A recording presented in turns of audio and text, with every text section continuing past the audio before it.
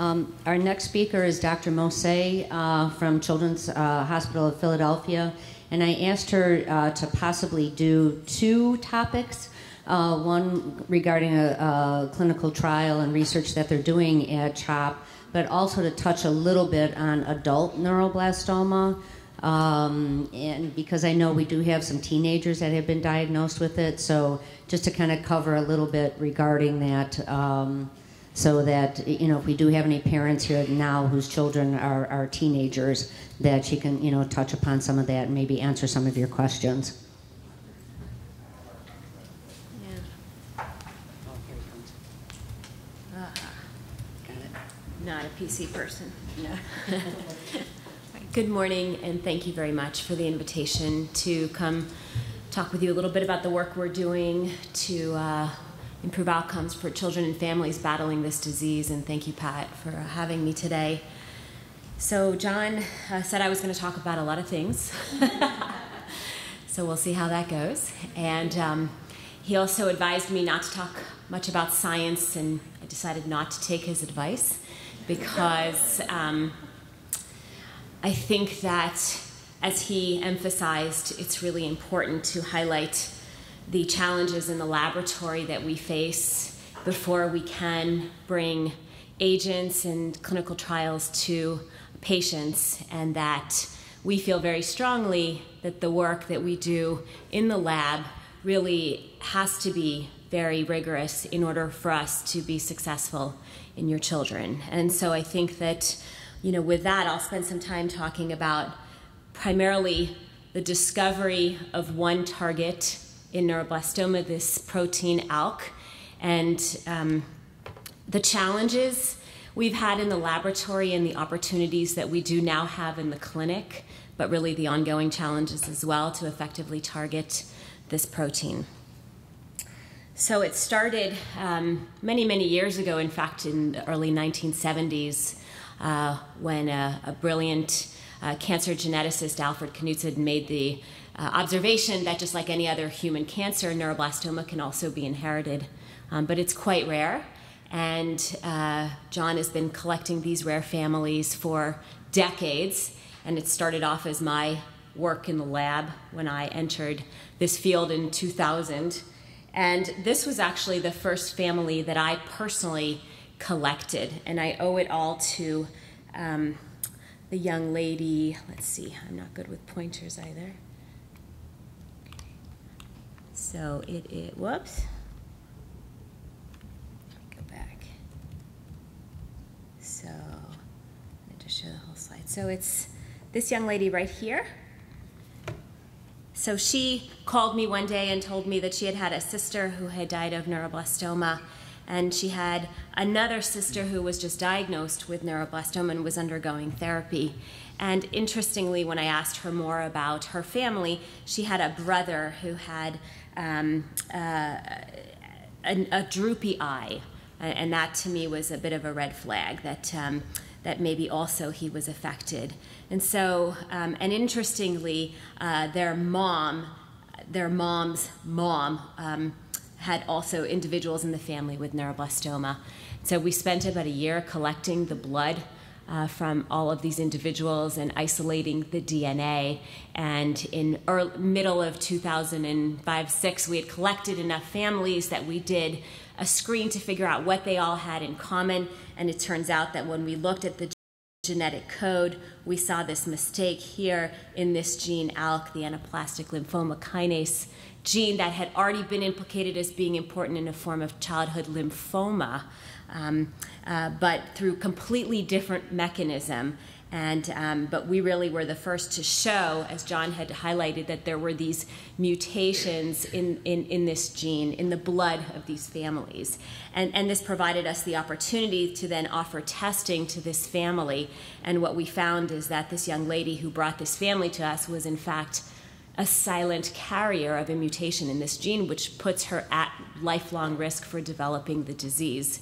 And she recently had a baby, and we were able to do in utero genetic testing and found that her baby was not affected with the abnormal ALK gene, and the chance of that is 50-50.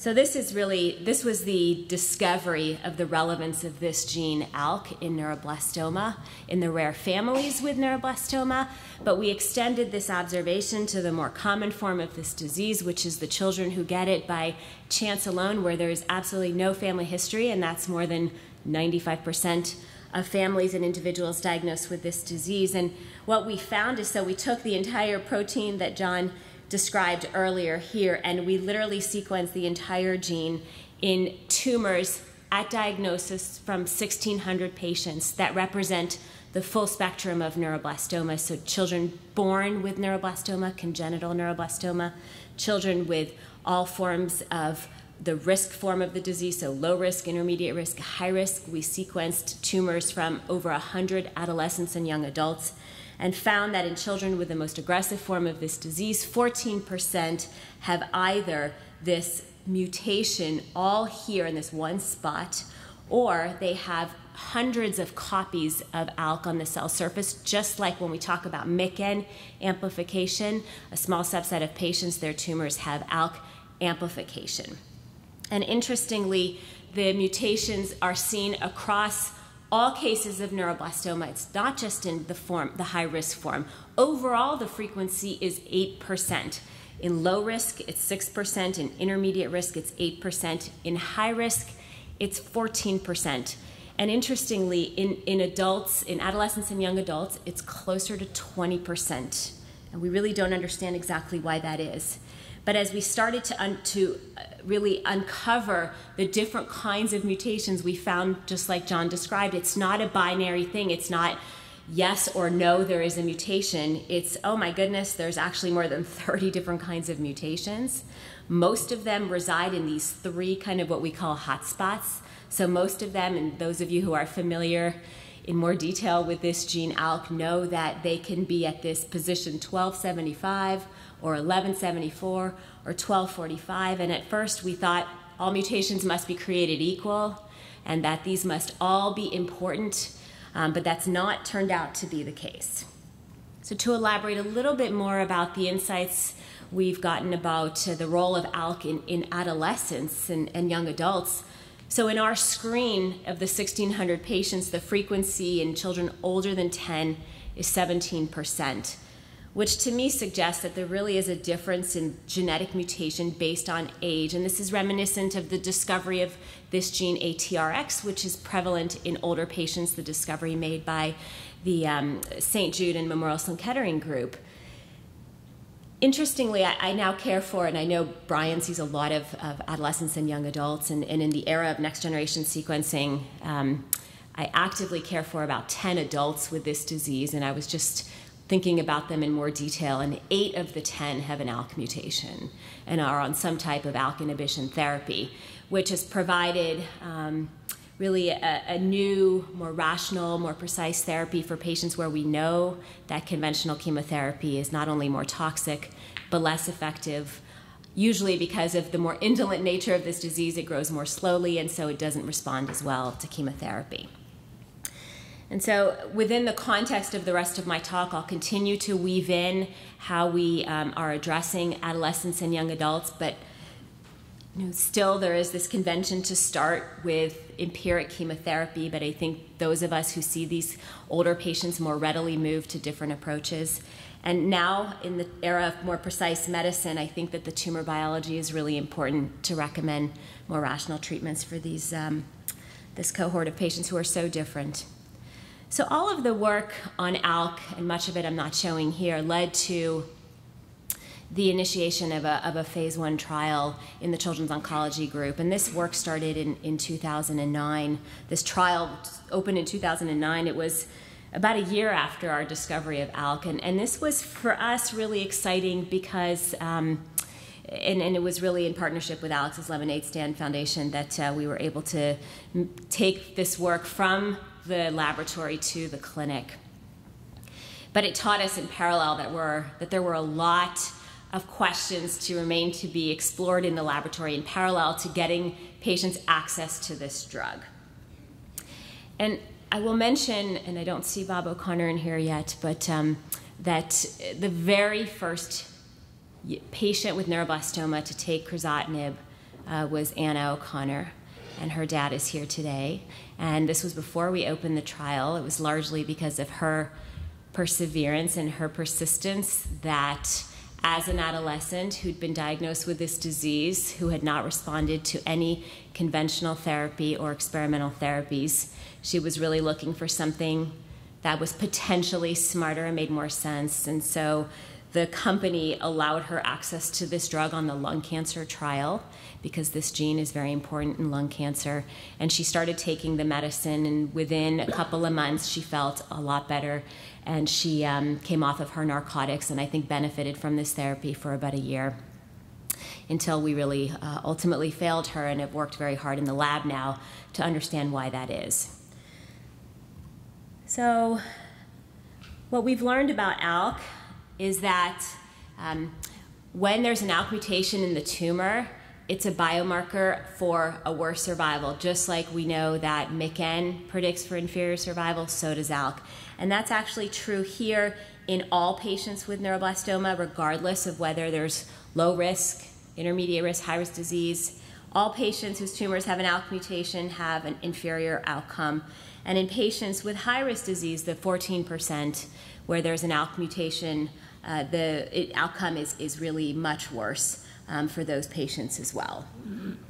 So we think we have an opportunity here at diagnosis to take these 14–15% of patients and more rationally develop treatment strategies for them. But what we've learned in the lab is several important lessons that I never would have imagined, just as John said when he first started getting into cancer genetics, how complex it would be. So there's all these mutations. Here they all are. And this is where they reside here in the protein. So this is a chemical structure here of the protein itself. And you can see that some of them are in the red area, some are in the blue area. And the red and the blue ones are really important in the growth of neuroblastoma.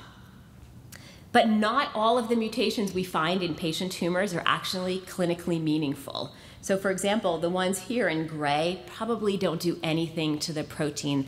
They're silent. They're kind of the noise that John was talking about earlier. And so we think that the presence of one of these very infrequent mutations in ALK is probably not meaningful to a patient. And interestingly, even though these all turn on the protein and lead to the growth of the neuroblastoma cells, they're not all sensitive to a drug that was designed to turn the protein off. So the very first drug that was designed that we took to a clinical trial is now called CRizotinib. It was FDA approved for lung cancers where ALK is important. And we found that some ALK mutations are very sensitive to CRizotinib and others are not. And Anna was really one of the first patients to teach us that, because subjectively she benefited, but objectively there was never any change in her scans. And we've been trying very hard to understand why that is in the clinic, and why that is in the lab, and how we can improve on that in the clinic. And so in parallel with the ongoing and now almost done phase 2 trial of CRizotinib, we're trying to think about our first goal is we have this drug, CRizotinib. The company's been amazing. It's FDA approved, so it's not going away. So we can really continue to develop it for kids with neuroblastoma. There's a there's a kid-friendly formulation. There's a liquid, which is disgusting, but they're developing now. Actually, they've put millions of dollars into developing this very, very new formulation that's going to be available to patients in about a month. And so my lab has worked very hard to understand how can we improve CRizotinib, and can we, for example, combine it with chemotherapy and enhance the way that the CRizotinib works. And so I'm going to show you some data now from our laboratory in mouse models of neuroblastoma that have one here that has the mutation that we know is very sensitive to CRizotinib. So when we give the mice who have this tumor that has a sensitive mutation CRizotinib, the tumors shrink completely, and they shrink and they stay you can't feel them for quite some time. This other mutation here is quite resistant in our hands to CRizotinib. In fact, even though it really is a very important mutation in neuroblastoma, the CRizotinib doesn't touch it by itself. And so what I show you here is, so these are weeks of treatment, when the tumors are a certain size, we actually enroll mice into clinical trials, just the way that we enroll patients. We enroll 10 mice per arm of the clinical trial. Here, these are the mice that get no treatment, so you can see that these are aggressive tumors. They all come from patient samples. The mice in red, he enrolled on the red arm, they get crizotinib. And you can see here by 2 weeks, it's a little bit hard to see here, but the tumors are completely gone. We continue to treat the mice. By 4 weeks, this was a very interesting observation for us because we hadn't recognized this early on. Even though this particular mutation responds quite well to crizotinib, even on treatment, the tumors start to become resistant and escape. Now in purple, we treat the mice with topotecan and cyclophosphamide just like we do children. So they get the drugs for 5 days every 3 weeks. And you can sort of start to see the tumors respond. By 3 weeks, they start to grow again when it's due for therapy again. By 6 weeks, we start to be able to still kind of feel them. They don't completely shrink. And then they escape again completely. But when we bring the combination of the crizotinib with the topotecan and the cyclophosphamide, these mice respond completely and the responses are durable. In fact, we stopped treating these mice at 14 weeks, and for almost a year later, we still have no evidence of tumor regrowth. But perhaps more interesting for us was the exact same experiment done in this mouse, which has the resistant mutation. And you can see in green when we give the 3 drugs together. And when we stop treatment at 14 weeks, 38 weeks later, we still don't feel tumors.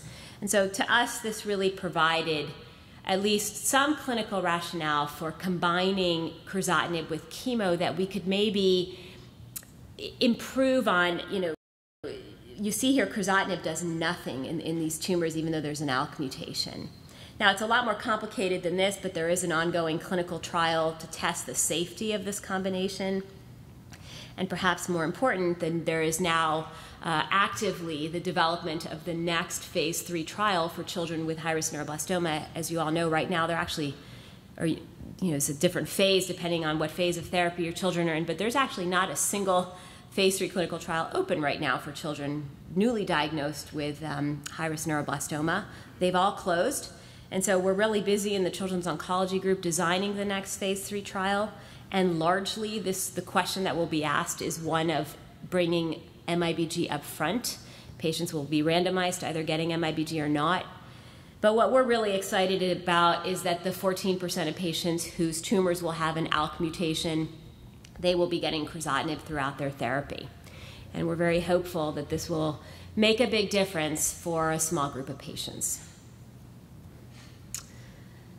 But our goal in parallel is to identify a better ALK inhibitor for children with neuroblastoma whose tumors have an ALK mutation. And as John mentioned, while it's 14% at diagnosis, we think that the frequency is probably double that, if not more, at time of relapse. And it's largely due to this concept of the clonal heterogeneity, that probably at diagnosis, there are just a few cells that have ALK mutations, and they're the ones that really, under the pressure of the treatment of chemotherapy, escape that therapy, and then they outgrow. They're the ones that cause the relapse.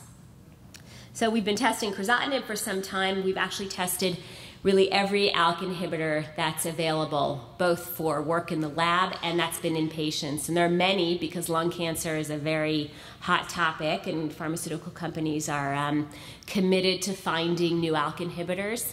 None of them have been any better for neuroblastoma, with the exception of this one. And these are very new data, not published at all. And in fact, this new compound is also made by Pfizer, so we're really excited about it. It's really their next generation ALK inhibitor. You can just see by it, the way it looks, that it's very different. So it sits on the cell much differently. In fact, it's so specific for ALK. It's so potent at much lower doses. And so we go back to the models that we have. And these 2 models here at the bottom I'll mention are really gifts to us because they are tumors that we obtained from patients at time of death that we implanted directly into mice. These are tumors that have never been in a petri dish, and so they've never acquired some of the changes that we think are artificial in that system, but not relevant to the human. And so we're very grateful and humbled by the ability to have these models to study our new drugs. So here are all models with the 2 of the 3 most common ALK mutations, and all these mutations are very resistant to crizotinib. So black, again, are the mice that don't get any treatment, and in blue is crizotinib. So you see really no effect here, that the tumors continue to grow over time. Same here, there's maybe a little bit of growth delay, but we don't think that's really meaningful. But in red is this new drug, just this one drug by itself, again, not given with chemotherapy, really highlighting that, perseverance of finding the right drug shows that this is the right target. For years now, I've wondered, you really wonder, is ALK really important to the cell? Crizotinib was not doing a good job for this particular mutation. But with the right drug, it really does seem to be effective. And so with these, and interestingly, in this model here that has that the crizotinib sensitive mutation, we see again in blue, 2 weeks, the tumors are gone completely, but by 4 weeks on treatment with crizotinib, they escape. But with this new ALK inhibitor, we see really promising results, at least in our mouse models. So we're going to translate this to a clinical trial within the NANT consortium, and Araz will talk a lot more about opportunities in NANT for families and patients. These here are some of the eligibility. It's going to be only for children with a proven meaningful ALK mutation. Again, it's important to remember that, yes, we can go back to archive tumor, but if it's from diagnosis, only a small subset of those patients we will find an ALK mutation. We think that frequency is much higher at time of relapse. We'll be testing this in children under the age of 21 just in the early dose-finding stage, but then we'll be able to enroll patients at any age and hope not to have a cap, because so often I hear about patients who are in their 20s, 30s, 40s faced with this disease with an ALK mutation. It will be for patients with refractory or relapsed neuroblastoma. Again, the molecular status must be known, so we must know, because, and it's not meant to limit access to the drug. It's really meant to say that we only think that patients with an important ALK mutation or amplification will benefit. And so there's, in our opinion, no reason to enroll patients whose tumors don't have an ALK mutation. Patients who've been previously treated with crizotinib or this other ALK inhibitor that's also been in clinical trials, the Novartis inhibitor, will be eligible. And the exciting thing about this new drug is that it penetrates the blood-brain barrier, whereas crizotinib really doesn't. And we know that disease, mostly at relapse in the central nervous system, is a big problem.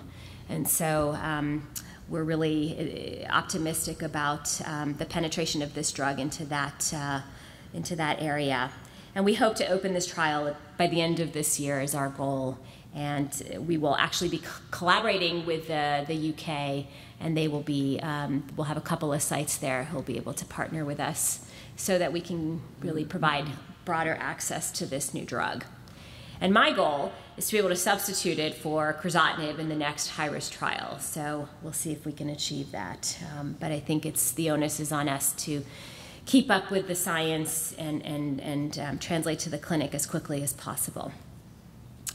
So the next goal that I'll focus on is, so we focused a lot on identifying the best ALK inhibitor, but we're really interested now in getting away from empiric chemotherapy, recognizing that there is still a really important role for conventional chemotherapy at different stages of a patient's disease. But we think that using these targeted drugs in combination, not just one drug alone, is going to allow us to really get at kind of the hardwiring signals of the cells that are driving the growth at relapse. So this is a bit of a complicated slide, but it's to set the stage for a collaboration that we've had with a company, Novartis, which is one of the biggest pharmaceutical companies. And what we did is we took a whole panel of neuroblastoma cell lines. They all come from patient tumors. We know so much about them. We know their MYC status, their ALK status. We know a lot about the genetics of these cell lines. What we don't know is really why some respond to some drugs and others respond to other drugs or don't respond to other drugs. And what we did with Novartis is they took all our cell lines and they took all of their new drugs being developed as part of their kind of precision medicine endeavors. to look to see, are there combinations of drugs that when you add them together really tend to substantially kill the cells. And what we identified is actually in the cell lines where there's an ALK mutation, it was this combination of their ALK inhibitor with their inhibitor that's now called ribociclib, only just to show that it's FDA approved, which targets specifically these proteins that are so important for division of cells. So for the cell cycle, cells start to really divide, and these are the gatekeepers of that. So this was the observation we made for cells with an ALK mutation, and then for the cells where ALK is normal and is not important in that context, the combination that was most dramatic was, again, the inhibitor of the cell cycle genes with an inhibitor of a very important signaling pathway in cancer through this protein called MEK. So we've done a lot of work in the lab now to show that, in fact, in a model here, as I've shown you, with a very resistant ALK mutation, when we treat mice with placebo, they continue to grow. When we treat them with Novartis's ALK inhibitor, there's maybe a little bit of growth delay, but nothing impressive by any means. When we treat them with the cell cycle inhibitor drug, there's again maybe more growth delay, but the combination is really, really compelling, and they seem to synergize, where 1 + 1 doesn't just become 2.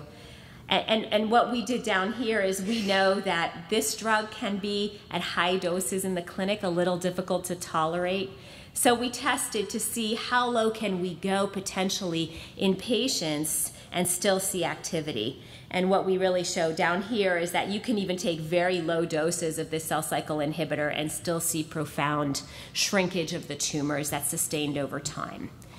And then in parallel, we've combined in the other hit that we saw with Novartis' screen in the cells where ALK is not a driver, we combined the MEK inhibitor with the cell cycle inhibitor and see again in the combination some very compelling growth. There's not so much shrinkage of tumors, but there's really, we think in fact that the cells are probably dying through a different mechanism. So with that in mind, and with all of this work that we've been doing now for probably 7 or 8 years with Novartis, we think that we're ready to translate this into a novel clinical trial with a design that relies largely on all the work we've done in the lab. And so we've asked ourselves, what do we need to have a precision medicine trial for children with relapsed neuroblastoma? So we think we need a sufficient number of matches where there's the right target and there's a drug available. And there's rigorous data from the laboratory to be able to identify who are the patients who we think will benefit. We think we need sufficient equipoise and are in a place now where we do have sufficient equipoise and the potential benefit for biopsy at the time of relapse, as was talked about earlier. And then, of course, there needs to be sufficient interest in industry to support such a trial. And oftentimes, while they have their part is in the right place, they are, they can be risk averse. And as John said, there is an urgent need for us, we think, to credential precision medicine and for us to increase our efforts to get access to tumor at relapse so that we can continue our efforts to discover more about what's driving the tumors in these patients. So for example, this is one of the reports. John showed a Foundation Medicine report, and I'll talk a little bit more in detail about what is Foundation Medicine. But they have now a clinically approved assay to sequence all of the genes that they think are important in the growth and proliferation of cancer. And we've been working with them now for many years to make sure that all the genes important in pediatric cancers are on that panel. And so this is looking at the report from a tumor from a child with neuroblastoma. And I found this quite striking because within the same tumor, there are actually 2 mutations within the ALK gene. There's a mutation in BRAF and in NRAS. These are all different cancer pathways that we can now match to available drugs. And so we think that now is the time for us to move into a next generation personalized neuroblastoma therapy trial, which we think will be the first pediatric cancer clinical trial to match genomic aberrations at relapse to rationally design biomarker-defined, meaning, if you have ALK, you get an ALK inhibition type of therapy. And we have the agents that have shown the activity in the lab that will allow us to predict which patients should enroll and should be matched to which therapy. And this will provide us an opportunity to really understand more about the genetic landscape of neuroblastoma at relapse. So this is the context of the design of the trial. We call it the Nepenthe trial.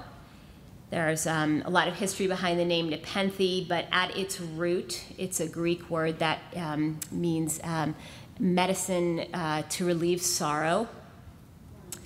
And the patients who will be eligible will be patients with relapsed or refractory neuroblastoma.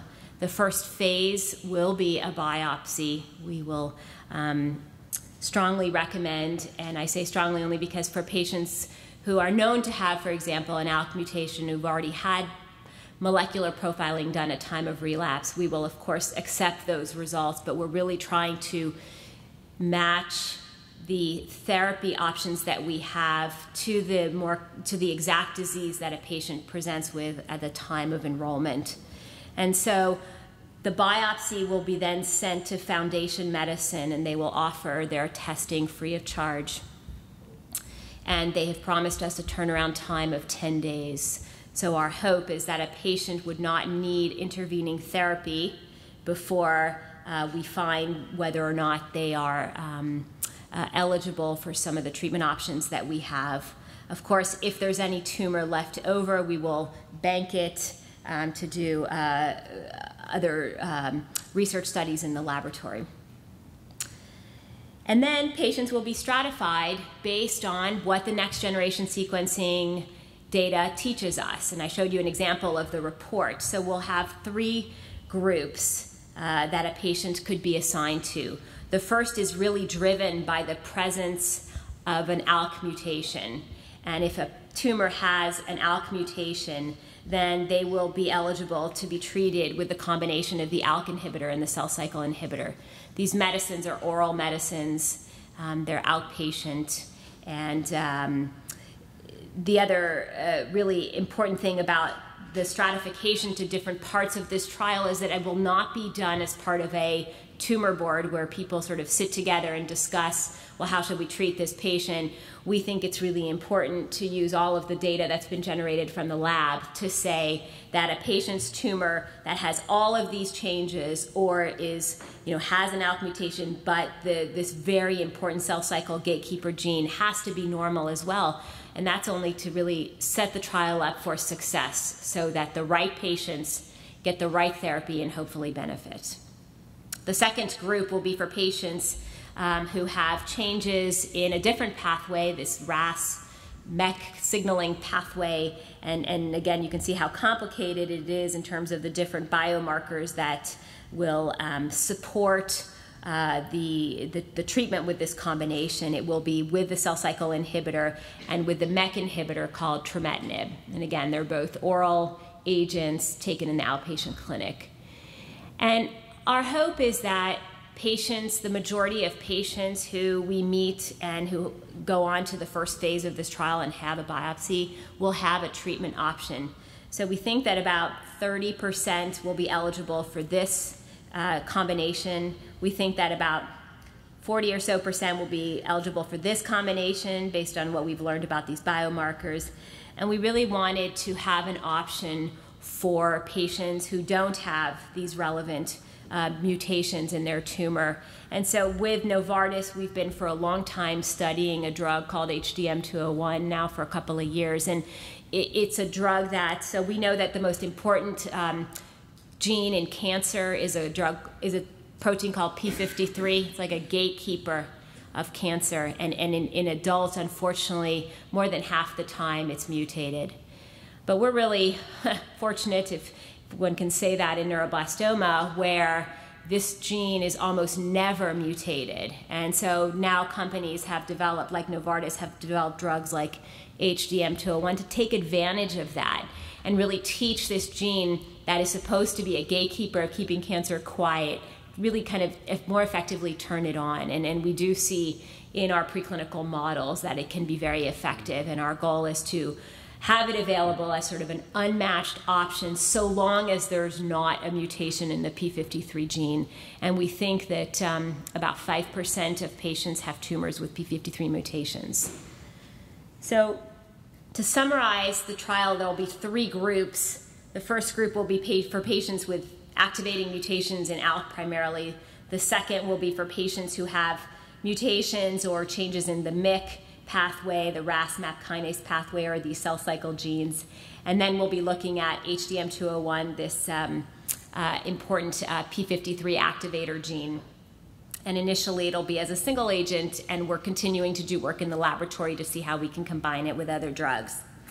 So there'll be initially a phase 1 portion where we're going to slowly escalate the doses of the agents to find the highest, safest combination.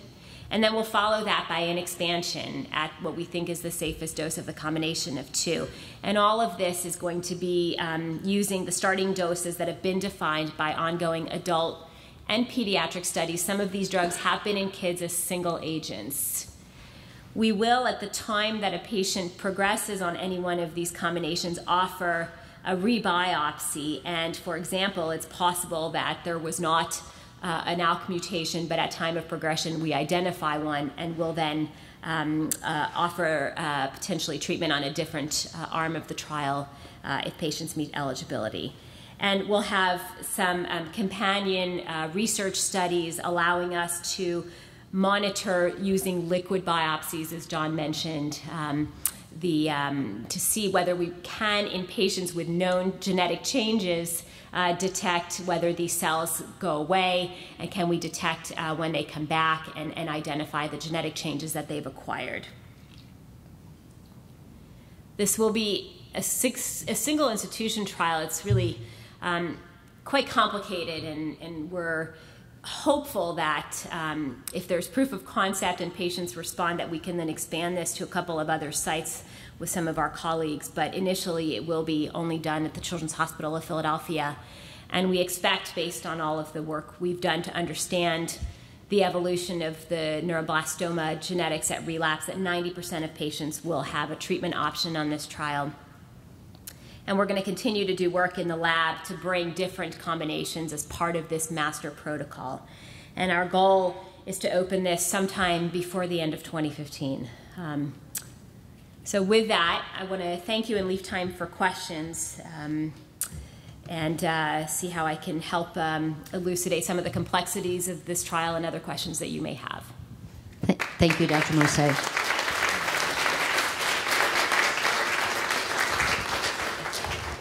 Okay, some questions? Okay. Hi there, thank you. Just a quick question. The first trial that you mentioned, it would also be available in the UK. Will it be available in Canada? I don't think so, Roz. We don't have is Sick Kids in that?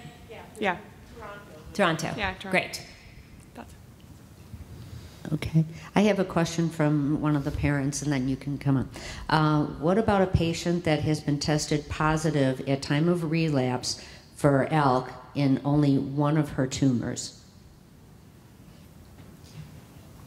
So a patient like that would most definitely be eligible for a number of the trials that we have looking at different ways to turn off ALK. One would be our Nepenthe trial, and the other would be this new ALK inhibitor. And it really does speak to, as we learn more about how complex even the one neighboring tumor cell is from the other, that it may be that not all of the cancer cells have the ALK mutation, but we think that it's a very important driver of this disease, and they would be eligible.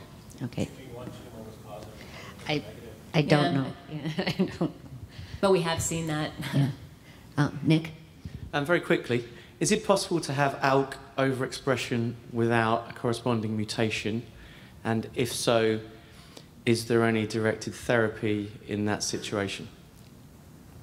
A very insightful question, and we've explored the role of ALK in numerous ways. So what we know with certainty is that the presence of a point mutation or amplification activates the gene.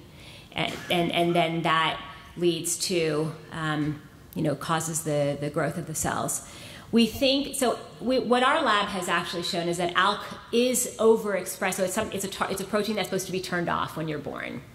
But in neuroblastoma cells, it's actually expressed on the cell surface of about 85% of tumors. But expression alone does not mean it's activated, and does not at all mean that it turns the gene on in such a capacity that using an ALK inhibitor would turn the gene off. And so the approach of using a small molecule for a neuroblastoma cell where ALK is overexpressed is probably not going to be effective. In fact, we have shown that in the laboratory. However, we do think that is very meaningful that ALK is overexpressed on the cell surface. And in fact, most tumors have ALK on the cell surface, and so what we're doing right now, and this is work I haven't talked about at all, is developing antibodies, so immunotherapeutic approaches to get at ALK on the cell surface, and this would be and will be a therapy that will be relevant to really all patients with neuroblastoma. It would be very similar to GD2, which is so highly expressed on the cell surface of most neuroblastomas. ALK is similar. There are some similarities. And so we're developing antibodies to address that observation. Okay, Susan? Is the only way to test for ALK is by using a biopsy of a soft tissue tumor? No. We can test for it now by doing a bone biopsy. In fact, we've developed the standard operating procedures to do so in a way that a relatively minimally invasive bone biopsy that we've been doing with our interventional radiologists, now we can extract the DNA and test for ALK.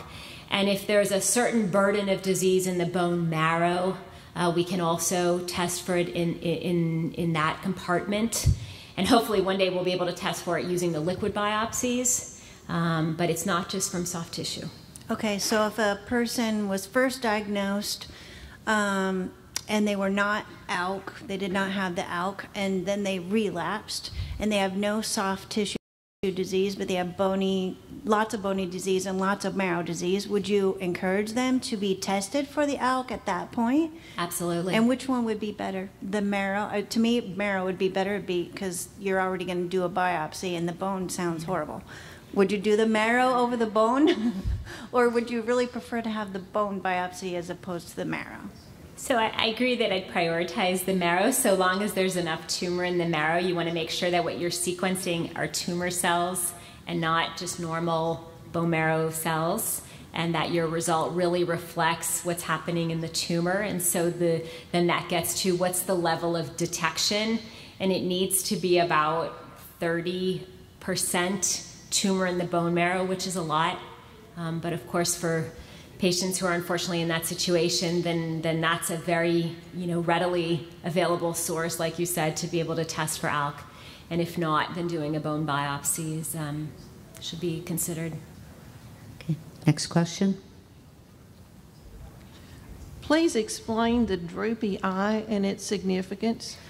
Yeah, no, I'm sorry I didn't get back to that. So it turns out that this young man, when we sequenced all members of that family after the discovery of the ALK mutation, we found that he also was a carrier in his genetic makeup. And because of the droopy eye, I suggested that he have a chest x-ray, and it turns out that he had a benign neuroblastoma sitting behind his neck, compressing his nerves, leading to the droopy eye. Could you describe that droopy eye? And the reason I'm asking is we have, in our family, we have Arscog syndrome, which also has the droopy eye. So droopy eye can be, I guess, from a number of different things, but it's primarily due to some compression on the nerve that keeps the eyelid, that allows the eyelid to stay open. And these are usually nerves that arise from the sympathetic nervous system. And if there's any pressure against those nerves, like the presence of a mass, would lead to a droopy eye. A newborn that's found to have a droopy eye, we often think of neuroblastoma as the underlying reason for that, as the sort of first and foremost thing that we try to rule out. it was very unusual for this young man, but it also speaks to, even within one family who all have the same mutation in ALK, how one of them has a very benign form of neuroblastoma. One young lady had no evidence of the disease, but was a carrier of a gene that causes neuroblastoma. One little girl had stage 4 refractory disease and died. And then the other little girl had stage 3 disease and is a survivor. So much more to learn. Okay, another question? What are the toxicities of the ALK inhibitors? So I would dare to say they're pretty well tolerated. I see Bob O'Connor in the back. And as I mentioned, his daughter was the first patient with neuroblastoma in the world to take CRizotinib. And I think compared to everything else that we prescribe for your children, it's a very precise therapy, and so it doesn't cause all of the side effects that conventional chemotherapy does. So it doesn't cause hair loss, and your counts don't drop. You don't need transfusions. Mostly it can cause diarrhea. Some patients it can cause constipation. You can have the appearance that you're seeing some blurry spots, and that goes away with time. Patients adapt, and that goes away. The main dose-limiting toxicity in adults was fatigue, and we don't see that in kids because they're just so resilient and rambunctious, so we've never seen that. And it's really why in children, for CRizotinib specifically, we've been able to prescribe a dose that is 200 times the adult dose. So children take a dose that is so much higher and tolerated, and with CRizotinib, we needed to do that. We needed to do that for that resistant mutation that I talked to you about, which is the one that Anna had, where we needed to expose the tumor to more drug. With this newer compound that we have, the PF3922, in fact, it's so potent and so specific, and the structure of the molecule, once it binds to the protein, it doesn't come off. And so we don't think that we'll need to get to high doses to find a dose that makes sense for patients. Any other questions? Oh, okay, one more. Just real quick, I'll try to see if to have this make sense. So just in brief, the situation we're in is we've had a second relapse, and I'm thinking along the lines of like ALK going on and off, right? Like you might not see it in the beginning, but then you might see it after relapse or something like that. So if, theoretically, obviously, if we get to the point now where my son goes back into remission, we haven't tested yet, can we test for ALK mutation? Because he'll probably relapse again, kind of thought process? So we can always test if there's available tumor, and it can now be done from tumor that's just banked in wax and paraffin. And so if there is tumor that's been banked in pathology, and I'm certain that there is, then yes, I think it's a very reasonable thing to do, and many families have done that even when a child's in a second, first or second remission. And especially with ALK, we know that if it's there, it's not going away. If it's not there, it doesn't mean it's not really there, if that makes sense. So, and if there were different tumors banked, I would probably recommend testing the one most recently, either biopsied or from a most recent surgery. Is that it? Okay. Thank you, Dr. Mosse.